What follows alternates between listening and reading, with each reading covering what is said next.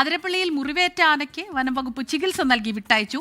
എറണാകുളം, തൃശൂർ, പാലക്കാട് ജില്ലകളിലെ ഉദ്യോഗസ്ഥർ ചേർന്നാണ് ദൗത്യം പൂർത്തിയാക്കിയത്. ആനയെ വരും ദിവസങ്ങളിൽ നിരീക്ഷിക്കുമെന്ന് ആനച്ചാൽ DFO പറഞ്ഞു.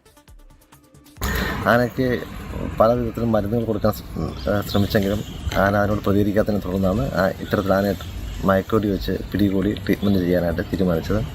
ഇതിൻ്റെ അടിസ്ഥാനത്തിൽ ഈ വിവരം വനം വകുപ്പിലെ മേലധികാരികളെ അറിയിക്കുകയും തുടർന്ന് ചികിത്സ ലഭ്യമാക്കിയതിന് ശേഷം ആനയെ കാട്ടിലേക്ക് റിലീസ് ചെയ്തിട്ടുള്ളതുമാണ്.